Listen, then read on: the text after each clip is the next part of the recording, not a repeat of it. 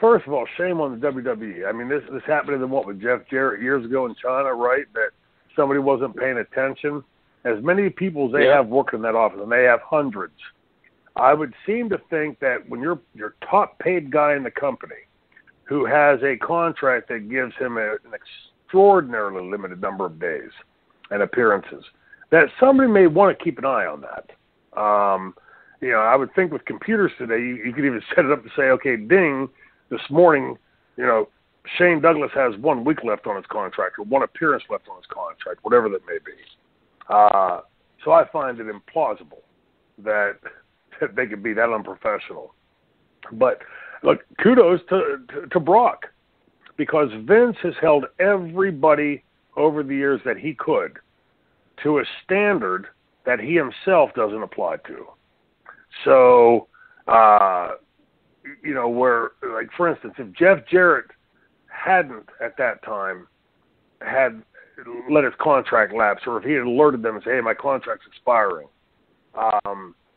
and wouldn't have been able to get them by the cojones like that for that, that brief moment of leverage against them, then you know what they would have done with him. They'd have sent him out there to make him look like an idiot.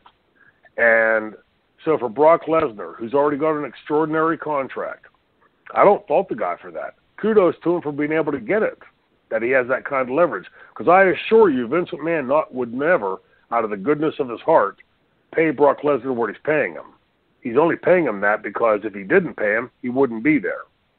And, obviously Brock is a big attraction for them. So it does my heart good. It warms my heart nicely when I see that Vince McMahon's cojones, his stones, are caught in a vice for a second because of the way he's treated so many of the people. And I've told the story about Ivan Koloff before.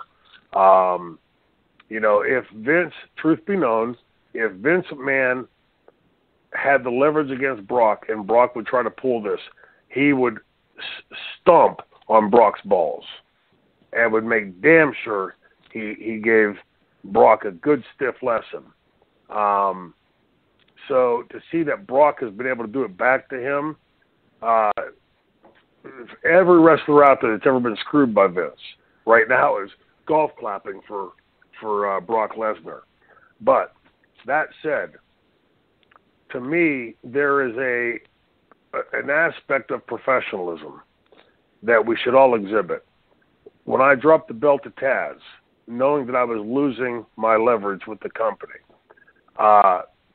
my thought process then, and I stand by it today, was that I wasn't going to screw the ECW fans that have been so vociferously loyal to us and me as a heel to build that company, to try to somehow get back at Paul, my personal beef with Paul based on money.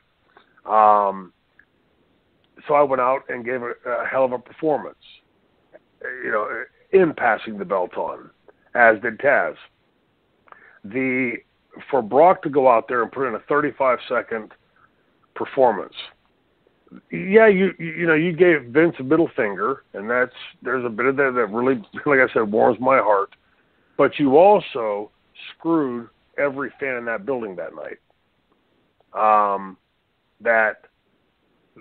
Each of them paid as much money as if you had 100 appearances left on your contract, and each of them paid that money to come and see you because they're a huge fan of yours, and they want to forget about their 9-to-5 job, their shitty spouse at home, their jerkwad neighbor, whatever the case may be. They're there to forget about life for those couple hours.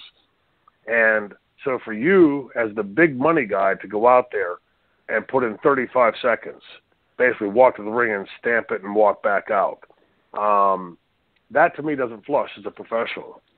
We can have our professional beefs on the side and disagree with the office and fight at times, but to me, an appearance is an appearance. It's not 35 seconds. So you go out there and you put your time in, and to me, he'd be a god right now if he'd have gone out and put 30, 40, 50 minutes in and put on a clinic and then walked out and said, okay, Mr. McMahon, we're square. I'm good till the next cycle of the contract or the next contract. I don't know where it stands. But to go out there and say, okay, I have one appearance left, so all I got to do is step into that ring and then walk out, and by definition I made that appearance. Yeah, you fucked Vince, but you fucked the fans more.